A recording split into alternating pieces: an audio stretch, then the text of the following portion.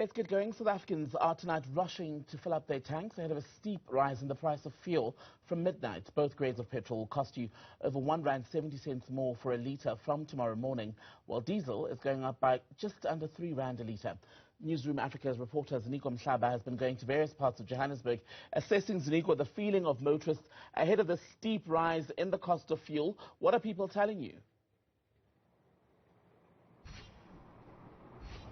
Well, I can tell you that people are very nervous about what is likely to or what is going to happen from midnight to Tembekile here in South Africa. As you said in your intro, that at least those who are using fuel are expected to pay just over R1 for fuel for both grades, but also for diesel just over R2 more. So that's the situation. However, what is becoming more clearer is that especially the taxi industry, which commutes over millions and millions of citizens here to different places, whether they're going to work, they're going to school. So let's find out from them as to what exactly are they planning to do in response to the midnight fuel price increasement. But I can tell you right where I am right now, we are at Rosettenville, just at one of the local taxi ranks here, where we will be speaking to the National Taxi Alliance just to get a sense of how they are feeling about that. And I've got Ubaba Theo Malele, who's going to talk to us about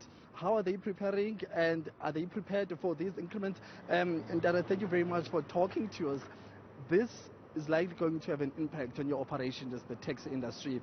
What is your immediate plan in response to this? Well, good evening to you. Yes, indeed, it is going to have a negative impact on the taxi industry, especially when we've been trying to get out of the COVID-19 realities. There has been such huge fuel increases. So all we can say at this moment, government needs to come in and assist the taxi industry by removing some of the taxes or the levies on fuel, so that the taxi industry can breathe. Otherwise, other than that, we unfortunately won't be in a position to discourage taxi operators from adjusting their prices, because this is unprecedented.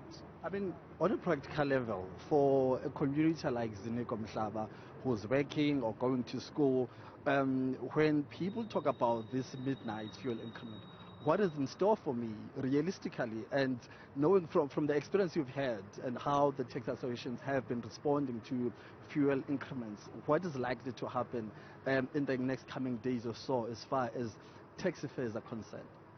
Much as we are a community-based business, we are unfortunately not going to bear this. I mean, the rand is trading at around 19.10, 19.20 against the dollar.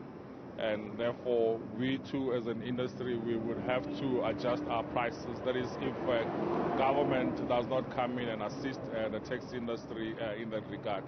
I mean, we've been crying out loud for the longest of times to request government to assist us in terms of, subsidies as, the biggest public transport mover. And our cries have been, falling onto deaf ears.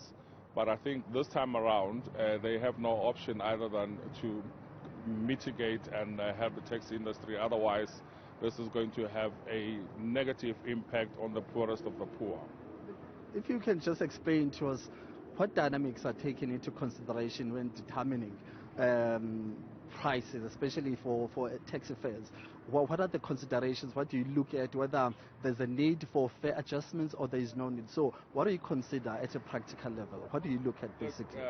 Fuel is an input cost, and that also eats on our net profit. And as a result of fuel increasing, the spare parts of the vehicles will be going up, and everything else that has to do with mobility, prices will change, and therefore that would then exert more pressure on us. So much as we've been breathing with the current fuel prices, unfortunately this time around we will not be able to actually scale through with these pressures, because we also have our monthly obligations to cover. But the factors of maintaining a vehicle by far surpasses the current situation. Theo Malele, thank you very much for your time. It's only a pleasure. Thank you, sir. That's Mr. Theo Malele, who speaks for the National Taxi Alliance, just giving us a sense of the reality that's awaiting taxi commuters here in South Africa. You will consider that, as he just said, that they seem to be very, very considering increments in terms of the taxi fares. That's the reality. Whether that is going to be a reality post tomorrow in the next coming days or so, we will wait and hear from them. So that's it from us here at Rostenville, Thembekile, as well, getting a sense from the Taxi Alliance, especially we know that millions and millions of South Africans depend on the taxi industry to commute to work or to school. Back to you, studio.